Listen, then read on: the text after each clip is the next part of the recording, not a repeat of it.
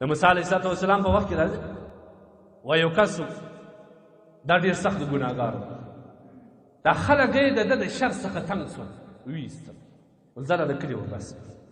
کوم وخت چې د کلي وایستې دې کس ته ځان ډېر شرمنده ښکاره شو چې استا قریبان وه، استا تربرونه وه، استا شناخته خیل وه، هغوی ګرده ته د کلي وباسل. ته نه و څه کوې؟ ډېر ناامیده شو. کله کله سړی ناامیده کېږي، تېس باندې مې د حالات شاید راغلي، ډېر ناامیده شو.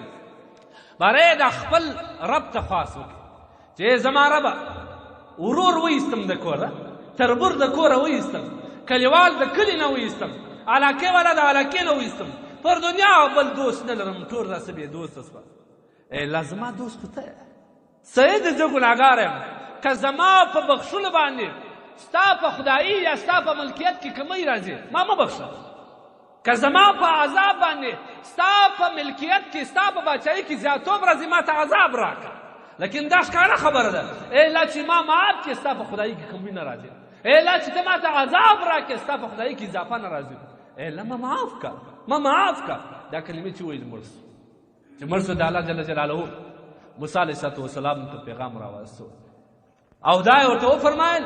موسی علیه السلام ته یې وفرمایل ان ولیا من اولیائي حضره الموت فاحذره واغسله وصلي عليه. سبحان الله. زما یو ولی دی، زما یو دوست دی، هغه ته په سارا کې مرګ راغلی دی، ورسه راپورته یې کا، ورسه غسل ورکا، ورسه د هغه سره معامله د تدفین او د تکفین معامله ورسره وکړه، دی ښخ کړه.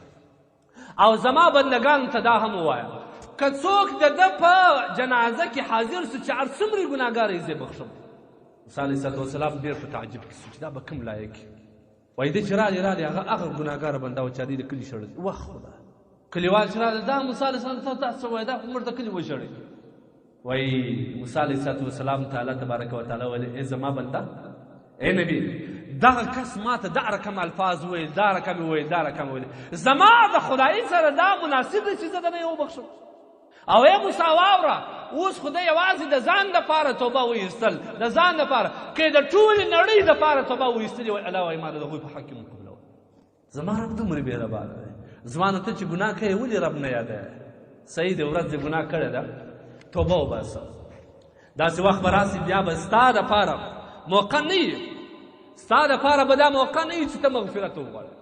مړ به یې سکرات د موت چې راسي، د مرګ سکرات، بیا به سړی ارمان کوي وه خدایه وه کشکې مې توبه ایستلې وه، کشکې هر ماښام بېدېږې د الله تبارک وتعالی دپاره 4 رکعاته نفل وکړه.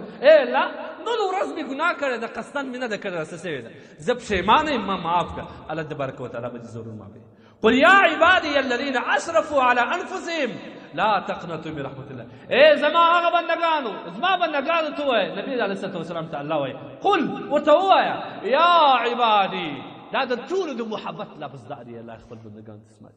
لکه موږ ځای ای زما زویه، ورته څنګه خوشحاله شي. الله خپل بندګانو ته وایي یا عبادي، ای زما بنده، ای زما بنده، کم بنده چې تا پر خپل ځان باندې ظلم کړی دی، ګناوې دې کړی دی، لا تقنطو، مه ناامیده کېږه زما د رحمت څخه، زما د رحمت څخه مه ناامیده کېږه. ان الله یغفر الذنوب جمیعا، الله به ستا ټول ګناهونه په یو پلا در وبخښي. الله داسې مهربان